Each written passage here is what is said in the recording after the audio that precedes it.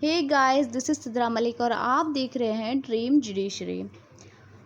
आप लोगों ने बहुत सुना होगा किसी को इतनी सज़ा हुई है, किसी को डेथ पेनाल्टी हुई है, किसी को लाइफ इम्प्रिजनमेंट दी गई है। पनिशमेंट का डिस्क्रिप्शन रिगरस है, सिंपल है, किसी की प्रॉपर्टी को फॉरफिट कर लिया गया है, किसी पे इतना फ़ाइन इम्पोज किया गया है, किसी पर्टिकुलर पर्सन ने कोई पर्टिकुलर ऑफेंस किया है उसके लिए उस पर फ़ाइन इम्पोज किया गया है। ये सब हमने बहुत सुना है, लेकिन बात आती है ये सब दिया कहाँ गया है।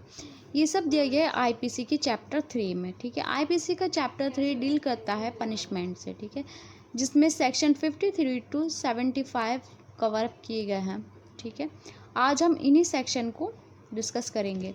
सेक्शन 53 बात करता है how many types of punishment. There are 5 types of punishment. ठीक है, 5 टाइप्स ऑफ पनिशमेंट आईपीसी में दी गई हैं। फर्स्ट है death, second imprisonment for life, third है इम्प्रिजनमेंट आइदर रिगरस और सिंपल। ठीक है, फोर्थ है फॉरफीचर ऑफ प्रॉपर्टी और फिफ्थ है फाइन। 5 टाइप पनिशमेंट आईपीसी में दे रखी है। सेक्शन 53 हमें बताता है। सेक्शन 53A बात करता है construction of reference to transportation. ठीक है,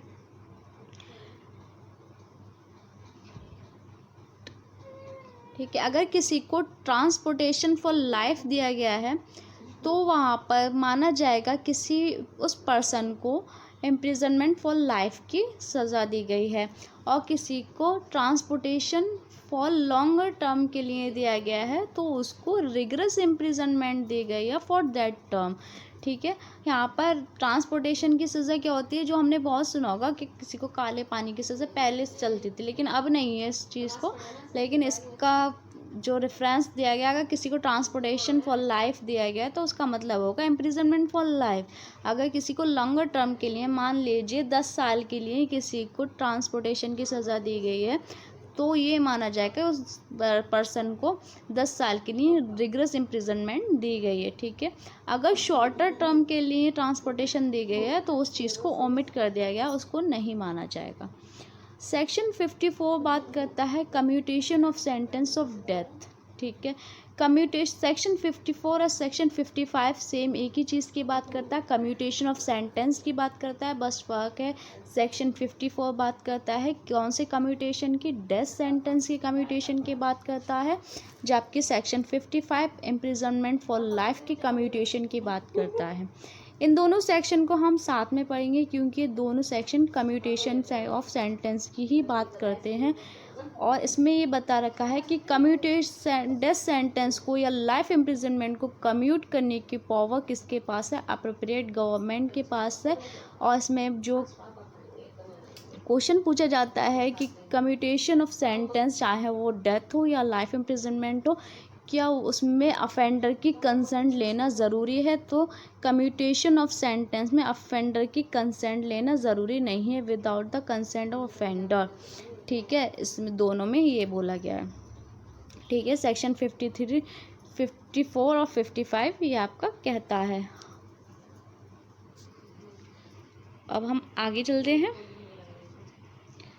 सेक्शन 55A, सेक्शन 55A बात करता है किसकी, अप्रोप्रिएट गवर्नमेंट की, कि अप्रोप्रिएट गवर्नमेंट को commutation of sentence, death sentence को कम्यूट करने की पावर अप्रोप्रिएट गवर्नमेंट के पास है। अभी हमने प्रीवियस सेक्शन में ये पढ़ा, लेकिन अप्रोप्रिएट गवर्नमेंट क्या होगी ये भी तो हमें पता होना चाहिए। तो अप्रोप्रिएट गवर्नमेंट सेंट्रल गवर्नमेंट भी हो सकती है और स्टेट गवर्नमेंट भी हो सकती है। सेंट्रल गवर्नमेंट किस केस में होगी और स्टेट गवर्नमेंट किस केस में होगी। ठीक है, सेंट्रल गवर्नमेंट अप्रोप्रिएट गवर्नमेंट तब मानी जाएगी जब कोई भी केस सेंट्रल से रिलेटेड है। ठीक है, स्टेट पे पूरा इफेक्ट कर रहा है, सेंट्रल पे इफेक्ट कर रहा है, पूरी यूनियन पे इफेक्ट कर रहा है उसके। ठीक है, तो वहाँ पर सेंट्रल गवर्नमेंट अप्रोप्रिएट गवर्नमेंट कहलाएगी। अगर कोई भी केस किसी पर्टिकुलर स्टेट से रिलेटेड है, ठीक है, तो वहाँ पर अप्रोप्रिएट गवर्नमेंट स्टेट गवर्नमेंट होगी। ये कहता है सेक्शन 55A। इस बेयर एक्ट की लैंग्वेज को एक बार मैं रीड आउट कर देती हूँ। In section 54 and 55 the expression appropriate government means in cases where the sentence is the sentence of death or is for an offense against any law relating to a matter to which the executive power of the union extend the central government। And clause B बात करता है in cases where the sentence whether of death or not is for an offense against any law relating to a matter to which the executive power of the state extends the government of the state within which the offender is sentenced। ठीक है, section 56 को repeal कर दिया गया है। Section 57 बात करता है fraction of terms of punishment. ठीक है, fraction of terms of punishment की बात में यार अगर हम किसी भी पनिशमेंट को कैलकुलेट कर रहे हैं, उसके टर्म्स को कैलकुलेट करना है, मान लीजिए कोई लाइफ इम्प्रिजनमेंट है तो उसको कितना माना जाएगा, कितना कहा जाएगा, तो 20 ईयर्स। लेकिन एक केस था state of MP versus Ratan Singh.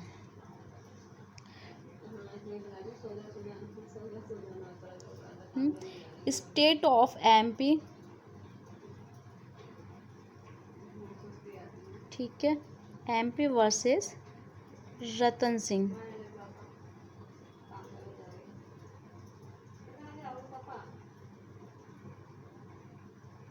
Ratan Singh के केस में कहा है कि जो लाइफ इम्प्रिजनमेंट का मतलब होता है, life imprisonment means imprisonment for rest of life. ठीक है, ये इसका मतलब होता है। इस केस में ये बात कही गई थी। सेक्शन 58 रिपील कर दिया गया है, सेक्शन 59 को भी रिपील कर दिया गया है। और सेक्शन 60 की अगर हम बात करते हैं तो सेक्शन 60 कहता है सेंटेंस में be in certain cases of imprisonment Holi और पार्टली रिगरस और सिंपल। ठीक है, अगर कोई भी ऐसा ऑफेंस किया गया है कि किसी भी तरह के किसी बंदे ने एक ऑफेंस किया, ठीक है, कोई ऑफेंस कमिट किया, उसके बाद उसको कुछ इम्प्रिजनमेंट दी गई, तो ये बाउंडेशन नहीं है कि होली बस सिंपल ही हो सकती है, रिगरस नहीं हो सकती, होली रिगरस ही हो सकती है, पार्टली सिंपल पार्टली रिगरस नहीं हो सकती, ऐसा कोई बाउंडेशन नहीं है। वो होली सिंपल भी हो सकती है, होली रिगरस भी हो सकती है, पार्टली सिंपल पार्टली रिगरस भी हो सकती है। ठीक है, जैसा कि ऑफेंस का नेचर है उसके अकॉर्डिंग पनिशमेंट होगी। सेक्शन 63 बात करता है अमाउंट ऑफ फाइन की, कि अमाउंट ऑफ फाइन अगर किसी भी सेक्शन में अमाउंट ऑफ फाइन नहीं दिया गया, बहुत से सेक्शन आईपीसी के ऐसे हैं जिसमें बस ये लिखा होता है कि पनिशेबल विथ फाइन, उसमें फ़ाइन की अमाउंट को डिस्क्राइब नहीं किया गया है। ठीक है, तो वहाँ पर अमाउंट ऑफ फ़ाइन कितनी होगी, अमाउंट ऑफ फ़ाइन ये जज की मजिस्ट्रेट की डिस्क्रेशन पे होगा, वो अनलिमिटेड हो सकता है, लेकिन इस बात का ध्यान रखा जाएगा वो एक्सेसिव नहीं हो सकता। तो एक बार इसकी लैंग्वेज को, बेयर एक्ट की लैंग्वेज को रीड आउट करती हूँ। Amount of fine section 63 where no sum is express to which a fine may extend, the amount of fine to which the offender is liable is unlimited but shall not be excessive। इस चीज़ को underline कर लीजिए, excessive नहीं होना चाहिए, unlimited हो सकता है, एक्सेसिव नहीं हो सकता। तो आज के लिए इतना ही, जितने मैंने सेक्शन 63 तक मैंने कवर कर लिया है, बाकी के मैं नेक्स्ट लेक्चर में बताऊंगी। इसके सेक्शन चैप्टर फिनिश हो जाएगा, इसके नेक्स्ट लेक्चर में जो भी आएगा अभी अपलोड करूँगी मैं वीडियो। अगर कुछ भी समझ में नहीं आया हो तो मुझे कमेंट करके पूछ लीजिएगा, कोई भी क्वेरी हो, कोई डाउट हो, क्लियर कर लीजिएगा। और अगर मेरा वीडियो अच्छा लगा तो लाइक शेयर सब्सक्राइब करना नहीं भूलें। Thanks for watching.